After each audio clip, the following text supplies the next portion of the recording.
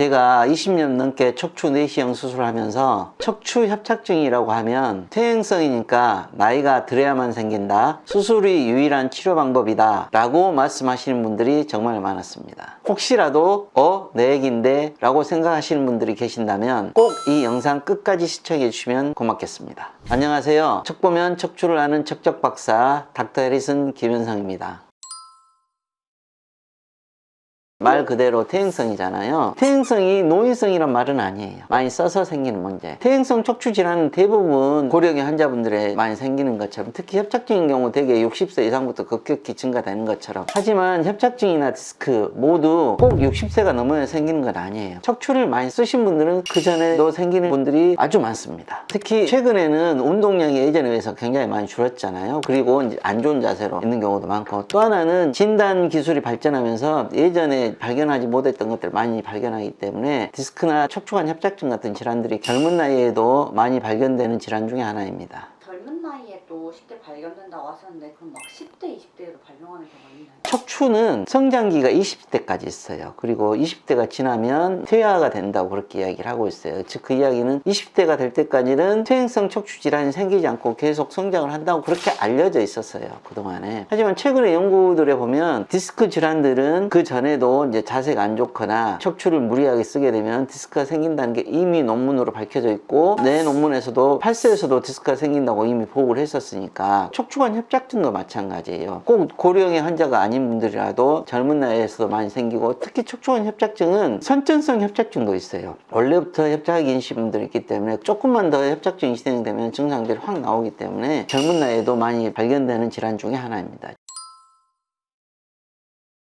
척추뼈 사이가 좁아진다는 말은 이게 좁아진다는 것을 의미를 하는 것 같은데, 척추관 협착증은 여기가 좁아진 걸 이야기하는 거예요. 신경 구멍이. 하지만 이게 좁아지려면 이 뼈가 이렇게 되잖아요. 그러면 신경이 나가는 구멍도 좁아지고 안에 들어있는 인대들도 다시 안으로 들어가게 되고, 그러면서 여기 뼈들도 자라게 되기 때문에 엑스레이상에서 보이는 디스크가 낮아졌다, 그러면 협착증이 대부분 있다고 보시면 돼요. 단지 증상이 없으니까 내가 협착증이 없다고 영상학적으로 봤을 때 없어 보이지만 디스크 간격이 좁아지는 경우는 초기일 가능성이 많다는 거죠. 단지 영상학적으로 심하지 않고 증상이 심하지 않기 때문에 내가 없다고 판단하시면 안 된다는 이야기예요.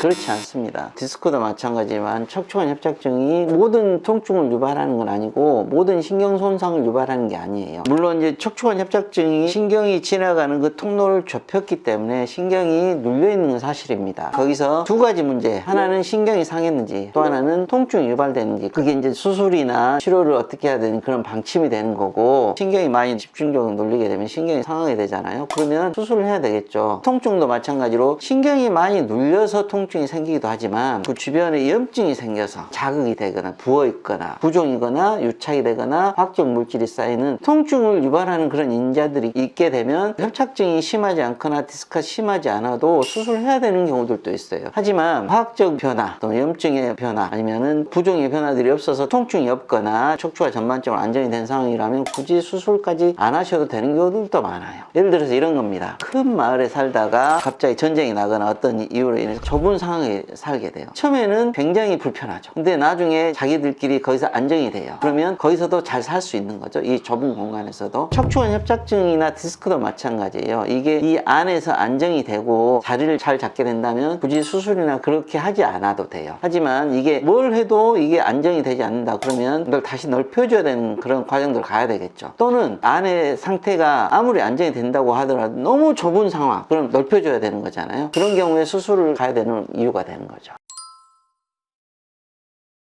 척추관 협착증에서 척추 수술을 결정하는 기준 세 가지로 보시면 돼요. 첫 번째는 신경이 상했느냐, 두 번째로는 통증이 얼마만큼 심하느냐, 세 번째로는 영상학적으로 굉장히 심한 협착증이 있는 경우는 그 다음 2차적인 손상이 올 가능성이 굉장히 많기 때문에 수술을 해야 되는 경우들이 있어요. 그래서 이 세 가지를 고려를 한다고 그러면 통증이 안 심한 경우는 대부분 수술을 하지 않아도 약물 치료나 그런 치료로 충분히 치료가 되죠. 하지만 협착증이 심하지 않더라도 통증이 심하거나 신경 손상이 심하거나 그런 경우에는 수술을 해야 되는 이유가 될 수도 있습니다.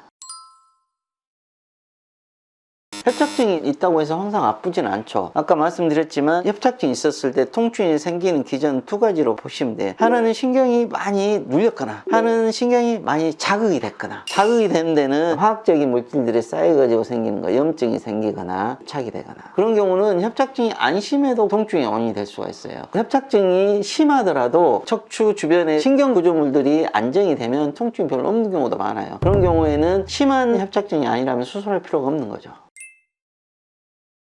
오늘은 척추관 협착증에 대한 오해와 진실에 대해서 말씀드렸습니다. 이상 척보면 척추로 하는 척척박사 닥터 해리슨 김현성이었습니다.